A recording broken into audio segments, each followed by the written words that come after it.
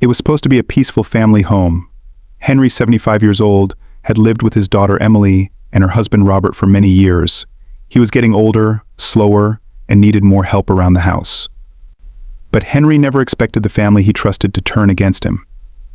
One evening, Henry overheard a conversation that would change everything. Robert had been talking to Emily about sending Henry to a care home. Henry couldn't believe what he was hearing. After all the years of helping raise his daughter and being part of the family, now they were planning to push him out of his own home. The thought of losing his independence and being sent away filled him with fear and anger. That night, Henry's emotions got the best of him. He felt betrayed, trapped, and furious. His mind raced, and in a moment of uncontrollable rage, he grabbed a nearby object and attacked Robert. By the time Emily rushed into the room, it was too late. Robert was dead, and Henry was standing over his body. The story that follows is one of family conflict, betrayal, and a tragic decision made in a moment of desperation. What led Henry to such a violent act? How did a once loving family reach such a breaking point? This story reveals the dark side of family life and the consequences of unspoken tensions. Stay with us as we unfold the events of this tragic crime, uncovering the hidden pain and anger that led to a deadly outcome. Henry had lived with his daughter Emily and her husband Robert for the past few years. At 75, Henry's health was declining, and he struggled to do simple things like walking long distances or climbing stairs. Emily was patient with him, always offering help when he needed it, but Henry couldn't shake the feeling that he was becoming a burden. He had always been a proud man, working hard his entire life and raising his daughter on his own after her mother passed away.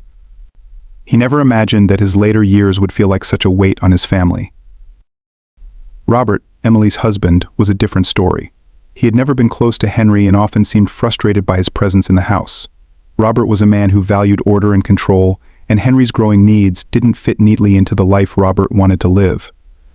Tensions between the two men were always bubbling just beneath the surface, though they rarely argued outright. Henry could sense Robert's irritation, and it made him feel more isolated in the home. It was one evening in early spring when Henry's life took a dark turn. He overheard a conversation between Robert and Emily that would set everything in motion. They were talking in hushed voices in the living room, but Henry was close enough to hear every word. Robert was pushing Emily to send Henry to a care home. He talked about how Henry's needs were becoming too much, how it was taking a toll on their lives. Emily, torn between her love for her father and the pressure from her husband, was hesitant but not entirely opposed. The idea hung in the air, and the more Henry listened, the more his heart sank. Henry felt a deep sense of betrayal. After everything he had done for his family, after years of hard work and sacrifice, his own daughter was considering sending him away. The thought of being put in a care home, separated from the life he had built, was unbearable. His mind raced with anger and sadness, and he struggled to process what he had just heard. That night, Henry couldn't sleep. His thoughts spiraled, filled with feelings of abandonment and fear. He couldn't believe that his own daughter would entertain the idea of sending him away. He felt as though his world had been ripped from him, and it was in this emotional state that something in Henry snapped. The next morning, things seemed normal on the surface, but Henry was consumed by the conversation he had overheard. Every time he saw Robert, his anger grew. He began to imagine what life would be like in a care home, strangers around him, no independence, no control over his own life. It was a nightmare that he couldn't escape, and the thought of Robert pushing for this made him furious. He started to avoid Robert, not wanting to be near the man who was trying to take his life away from him. As the days went by, Henry's anger didn't fade. It only grew stronger. He felt trapped, powerless, and discarded. He began to resent Robert more and more, and the tension between them became unbearable. Then, one evening, everything came to a head. Robert and Emily were in the kitchen, talking quietly, though not as hushed as before. Robert brought up the care home again, this time with more urgency. Henry, sitting in the next room, heard every word. His heart raced as anger surged through him. He couldn't take it anymore. The thought of being sent away, of losing his freedom and dignity, was too much. He felt like a cornered animal, with no way out. In a moment of blind rage, Henry grabbed the nearest object, a heavy metal lamp, from the side table, and walked into the kitchen. Without thinking, he struck Robert over the head with it. The impact was brutal, and Robert collapsed to the floor. Emily screamed, rushing to her husband's side, but it was too late. The blow had been fatal. Henry stood frozen, the weight of what he had done sinking in. In that moment, everything changed. The house was silent, except for Emily's sobs. Henry didn't move, still holding the lamp in his trembling hands. He couldn't believe what he had done. He had killed Robert, the man who had threatened to send him away. But in that moment of clarity, he realized that nothing would ever be the same. The anger that had fueled his actions began to fade, replaced by a deep sense of dread. As the reality of the situation settled in, Henry dropped the lamp and slumped into a chair. Emily, still in shock, called the police, her voice shaking. She didn't understand how things had escalated so quickly. Just hours earlier, life had seemed relatively normal, and now her husband was dead, and her father had committed an unspeakable crime. The police arrived shortly after, taking in the horrific scene. Detective Wilson, an experienced officer, led the investigation. He immediately recognized that this was not a random act of violence. There was history here, tension that had been building for a long time. As he questioned Emily and Henry, the pieces of the story began to fall into place. Henry, sitting quietly as the police handcuffed him, didn't resist. He had acted out of rage, but now all he felt was emptiness. The thought of going to a care home had driven him to the edge, and in that moment he had crossed a line he could never come back from. He didn't argue or defend himself. He knew what he had done, and now he would have to face the consequences. The investigation had only just begun, but the damage was already done. Henry's life, and the lives of everyone around him, had been shattered in an instant. The story that would unfold in the coming days would reveal the deep-rooted pain and resentment that had led to this tragic crime. After the horrific scene that unfolded in the kitchen, Henry was taken into custody without resistance. Emily, in a state of shock, struggled to comprehend what had just happened. Her father had killed her husband, and nothing made sense anymore. As she sat in the police station, waiting to be questioned, the weight of the situation pressed down on her. She had lost her husband, and her father was now facing the consequences of his violent actions. Everything had spiraled out of control in a matter of moments, and now the painful details of their family's secrets were about to be exposed. Detective Wilson, who had been assigned to the case, was experienced and calm. He had handled many murder investigations, but this case felt different. Family crimes were always complex, often involving deep emotions, hidden resentments, and years of unresolved issues. As he reviewed the crime scene, Wilson noticed the tension that had clearly been simmering in this household for a long time. The kitchen where Robert had been killed showed signs of a violent struggle, and Henry's state of mind during the incident was crucial to understanding what had led to this tragedy. The first step for Wilson was to interview Emily. He sat her down in a quiet room at the station, knowing that this conversation would likely reveal important details about what had happened in the days leading up to the murder. Emily was visibly shaken, her hands trembling as she recounted the events of that terrible night. She explained how her father, Henry, had become increasingly isolated and upset in recent months. He had always been proud, but as his health declined, he found it harder to accept help. His frustration with growing older and losing his independence had been evident, but Emily hadn't expected it to come to this. Emily hesitated as she revealed the key detail that would become central to the case: the plan to send Henry to a care home. She told Detective Wilson how Robert had been pushing for the decision, believing it was the best way to handle Henry's increasing needs. Robert had grown impatient with Henry's presence in the house, and Emily, caught in the middle, had struggled to balance her loyalty to both men. She admitted that the discussion had been ongoing for weeks, but it wasn't until that night that Henry had overheard them. Emily's account was painful to listen to, but it also provided a clear motive. Henry had felt betrayed, abandoned by his own daughter and son-in-law, the two people he depended on most. Detective Wilson could see how this situation had built up over time, with resentment and frustration slowly boiling to the surface until Henry's breaking point. He was an old man who felt like his world was slipping away from him, and when he overheard the plan to send him away, something inside him snapped. With Emily's statement on record, Wilson turned his attention to Henry. The elderly man sat quietly in the interrogation room, his face a mix of regret and sorrow. Henry had not tried to flee the scene or deny his actions. In fact, when the officers arrived at the house, he had simply sat there, waiting for them to take him away. He didn't resist the handcuffs, and he didn't say much as he was led to the station. Now, facing the reality of what he had done, Henry seemed lost in his own thoughts. When Detective Wilson entered the room, he approached the situation carefully. Henry was not a hardened criminal, he was a man who had been pushed to the edge by fear and anger. Wilson began the conversation by asking Henry about his relationship with Robert and Emily. Henry's voice was soft as he spoke, barely above a whisper. He explained how he had always tried to be a good father, raising Emily after her mother's death.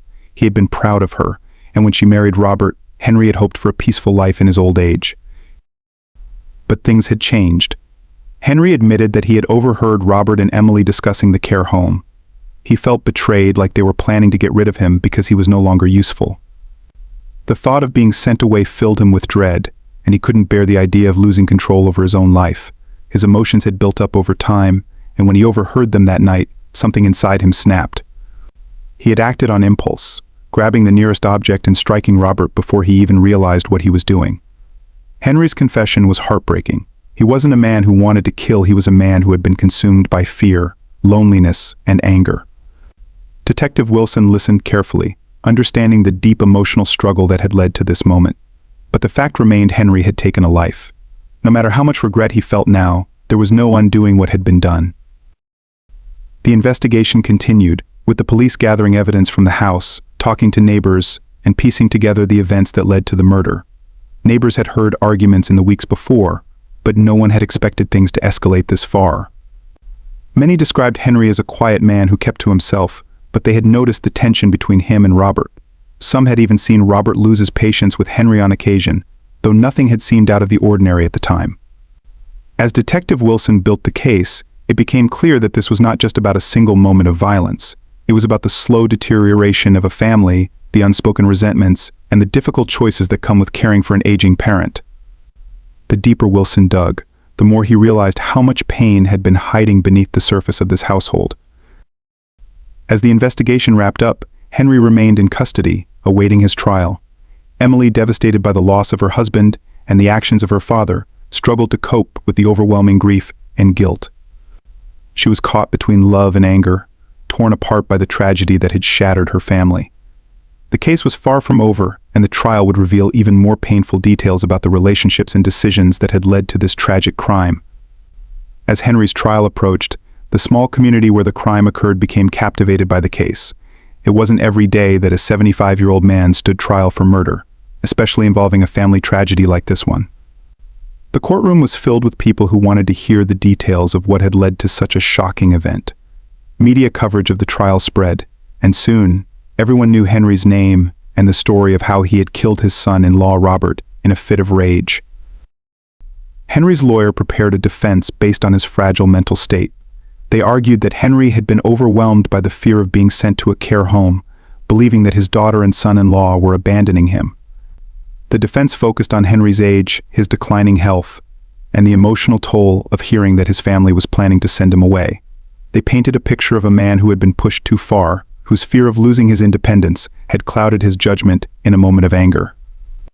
In the opening statements, the defense emphasized Henry's long history as a dedicated father and hard-working man who had provided for his family after his wife's death. They asked the jury to see him not as a cold-blooded killer but as an elderly man who had reached his breaking point after years of feeling like a burden. They spoke of the emotional strain Henry had been under, how the idea of being sent to a care home had terrified him, leading to the tragedy that took Robert's life. On the other side, the prosecution presented a much different view of Henry. They argued that while Henry was indeed an elderly man, his actions were deliberate. They pointed out that Henry had not acted impulsively, but had taken the time to grab a heavy object and strike Robert in a way that caused instant death. The prosecution emphasized that no matter how Henry felt about his situation, he had made the choice to kill. They focused on the fact that Robert had been unarmed and unaware of the attack, making the case that this was a premeditated act of violence, not a momentary loss of control. Witnesses were called to testify, including neighbors who had heard the argument between Henry and Robert in the weeks leading up to the murder. Some described how they had noticed tension in the household, how Robert and Henry seemed to avoid each other at family gatherings. One neighbor, in particular, mentioned hearing raised voices coming from the house just days before the killing, though they couldn't make out what was said. These testimonies helped to build a picture of a household where tempers had been rising for some time. Emily was the most important witness in the trial. Her testimony was crucial, as she was the only person who truly understood the dynamic between her father and her husband. When she took the stand, the courtroom was silent. She described the painful position she had been in, caught between the man she loved and the father she had cared for her entire life. Emily spoke about how Robert had been frustrated with Henry's increasing needs and how he had brought up the idea of sending Henry to a care home. She admitted that she had considered it, but not out of cruelty. She believed it was the best option for Henry, who needed more care than they could provide at home. Emily's testimony also revealed the depth of Henry's fear. She spoke about how her father had become more withdrawn in the months before the incident, how he had seemed to lose hope as his health declined. She recounted the night of the murder, describing how she had been in the other room when she heard the sudden sound of a crash, followed by silence. When she rushed into the kitchen, she found Robert on the floor, blood pooling around him, and her father standing over him, holding the lamp he had used as a weapon. Her voice broke as she explained how her world had collapsed in that moment, losing both her husband and her father in one night. The prosecution cross-examined Emily, pressing her on why she hadn't noticed the signs of her father's growing anger sooner. They asked her why she hadn't stepped in to mediate the tension between Robert and Henry before things spiraled out of control. Emily could only respond that she had tried, but the conflict between the two men had grown beyond her ability to manage. As the trial progressed, the jury had to consider not only the physical evidence but the emotional and psychological aspects of the case. Was Henry truly acting out of fear and desperation, or had he made a conscious decision to kill Robert? The legal arguments on both sides were compelling, and the jury was left to decide whether Henry's age and mental state could justify his actions. In the final days of the trial, the defense called a psychiatrist to the stand. The doctor testified that Henry had been suffering from severe anxiety and depression in the months leading up to the murder. They explained how the fear of being sent to a care home had triggered a mental breakdown, causing Henry to act in a way that was completely out of character. The psychiatrist described Henry's declining cognitive abilities, suggesting that he may not have fully understood the consequences of his actions in the heat of the moment. The prosecution countered this argument by pointing out that Henry had been lucid enough to hide the murder weapon and wait for the police to arrive without attempting to flee or cover up the crime. They argued that Henry knew what he was doing, and that his decision to attack Robert was driven by anger, not mental illness. As the trial came to a close, both the defense and prosecution made their final appeals to the jury. The defense asked for leniency, reminding the jury that Henry was an old man who had acted out of fear and confusion. They urged the jury to see Henry as a man who had made a terrible mistake, not as a dangerous criminal. The prosecution, however, reminded the jury of the brutal nature of the crime. They asked the jury to hold Henry accountable for his actions, regardless of his age or circumstances. With the trial now in the hands of the jury, the tension in the courtroom was palpable. The community waited anxiously for the verdict, knowing that whatever decision was made, it would have lasting consequences for everyone involved. With the trial wrapped up, the courtroom fell into an anxious quiet as the jury retired to deliberate. For days they had listened to the details of Henry's life, his deteriorating health, and the moments that led to Robert's death. Now the jurors were tasked with deciding whether Henry was guilty of first-degree murder, second-degree murder, or whether his actions could be justified due to his fragile mental and emotional state. The weight of this decision rested heavily on their shoulders. Henry sat silently in the courtroom, awaiting his fate. He had aged even more during the course of the trial, his once tired eyes now appearing hollow. He knew that his life was forever changed, no matter what the jury decided. He would never return to the quiet, routine life he once knew. The image of Robert lying on the kitchen floor, blood pooling around his head, played over and over in Henry's mind. The regret was there, but so was the fear that had driven him to that moment. Emily, too, was torn. She had lost her husband, and now she feared losing her father as well. The emotions were tangled in her heart: guilt for not preventing the tragedy, anger at her father for taking away the man she loved, and sorrow for the situation that had spiraled so far out of control. She knew Henry had acted in a moment of desperation, but the facts remained: Robert was dead, and her father had killed him. As much as she wanted to defend Henry, she couldn't deny the reality of what had happened. Meanwhile, the jury faced a complex decision. Was Henry's action premeditated, or was it a sudden outburst of uncontrollable rage? The prosecution had made a strong case that Henry had planned to confront Robert, that he was angry and resentful, and that he acted with intent when he struck the fatal blow. The defense, however, had successfully argued that Henry was a vulnerable man, frightened of losing his independence and driven to a breaking point by the pressure of his circumstances. The jury's deliberations stretched on for hours, with different opinions clashing as they went over the evidence once more. Some jurors believed that Henry's age and mental state should be considered, that he was not capable of planning such a violent act in advance. Others argued that the act of picking up the heavy lamp and delivering a fatal strike indicated intention, regardless of Henry's emotional state at the time. They discussed the testimony of the psychiatrist who had explained Henry's fragile mental health and weighed it against the cold facts of the crime scene. As the hours dragged on, tension in the courthouse grew. Reporters outside speculated on what the verdict might be, while inside, Emily remained in a state of quiet agony. She sat in the back of the courtroom, staring at the empty space where Robert had once sat during family dinners, remembering the love they had shared and the life they had planned together. Her father's face haunted her thoughts as well, how frail and frightened he had seemed in recent months, how much he had struggled with the idea of being sent away. The jury's final decision was crucial, not just for Henry but for the entire family. It would determine how the community viewed what had happened and what kind of punishment Henry would face. Would they see him as a murderer, deserving of a lengthy prison sentence, or would they show mercy, understanding the emotional and mental turmoil that had driven him to this violent act? The jury had to weigh both sides carefully, knowing that their decision would affect the lives of those left behind. At long last, the jury reached a verdict. The courtroom filled with a heavy silence as they filed back into their seats, the weight of their decision evident on their faces. The judge called the court to order, and all eyes turned to the jury foreman.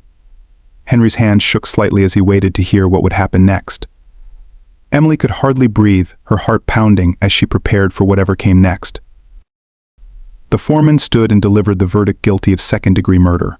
There was no celebration, no outburst, just a quiet acceptance of the decision. The jury had chosen not to convict Henry of first-degree murder, understanding that this was not a carefully premeditated crime. However, they could not overlook the fact that Henry had taken Robert's life in a fit of rage.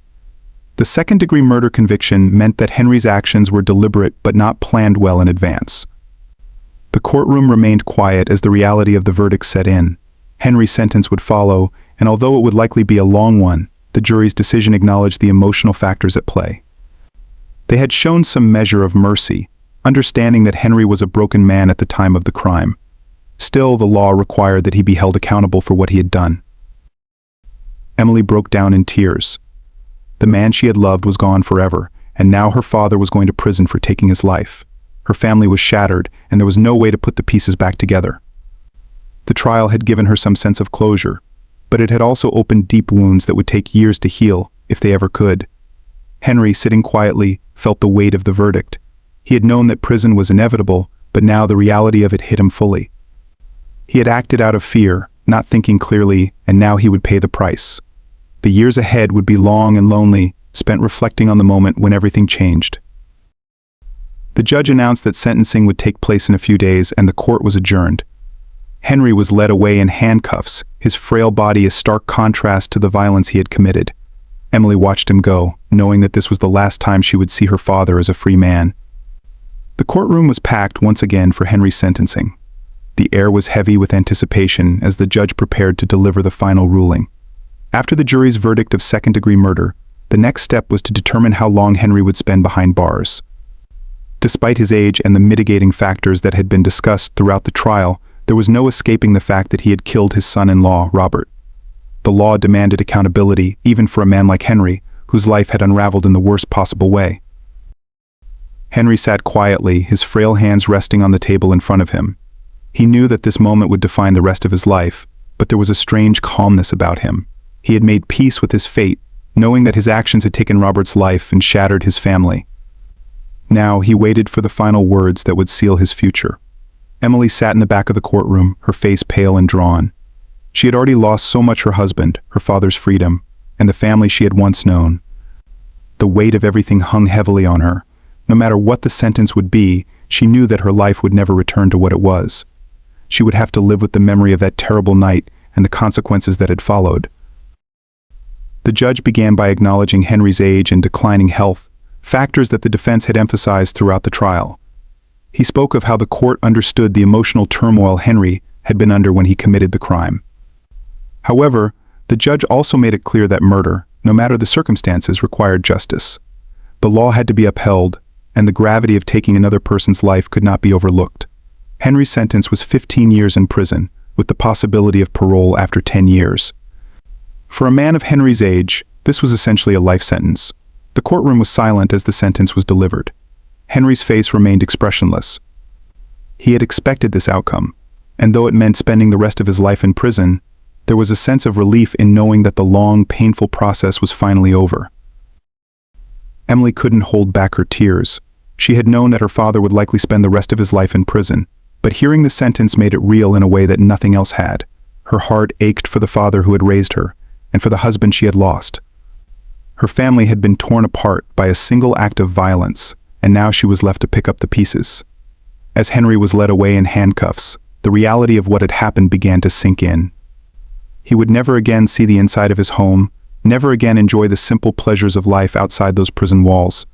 His life from now on would be defined by the crime he had committed. He was no longer just a father or a grandfather, he was a man convicted of murder, serving out his sentence for a crime that had destroyed the lives of those closest to him. The media followed the story closely, reporting on the outcome of the trial and Henry's sentence. The case had captured public attention because of the unusual circumstances of a frail elderly man committing such a violent act out of desperation and fear. But as the media cycle moved on to other stories, the attention on Henry's case slowly faded, leaving behind only the lasting impact on the people involved. For Emily, the emotional toll was overwhelming. She returned to an empty house, where every room held memories of both her father and her husband. She had no one left to lean on, no one to help her navigate the pain that now consumed her. Her love for her father had not disappeared, but the sorrow over Robert's death weighed just as heavily. She was caught in a place of deep loss, unsure of how to move forward from the tragedy that had altered her life forever. In the months that followed, Emily struggled to find a sense of normalcy. She visited her father in prison, but the visits were difficult. Henry had grown weaker, and the weight of his actions seemed to press down on him more with each passing day. Their conversations were strained, both of them haunted by what had happened, and the connection they once shared felt distant. Henry spent his days in prison reflecting on his life and the choices that had led him to this point. He thought often of Robert, of the moment he had lost control and struck the fatal blow. The anger and fear that had driven him to act had long since faded, replaced by a deep sorrow and regret. He knew that he could never undo what he had done, and that knowledge was a constant burden. As the years passed, Henry's health continued to decline. He was eventually moved to the prison's medical wing, where he received care for his worsening condition. His life became a series of days marked by routine and reflection. The world outside moved on, but for Henry, time seemed to stretch endlessly, filled with the memories of the family he had lost. Emily, too, tried to move forward. She found ways to cope with her grief, though the pain never fully went away. She would always carry the weight of the tragedy that had unfolded in her home, the loss of both her husband and her father. The life she had once imagined for herself was gone, replaced by a quieter, more solitary existence.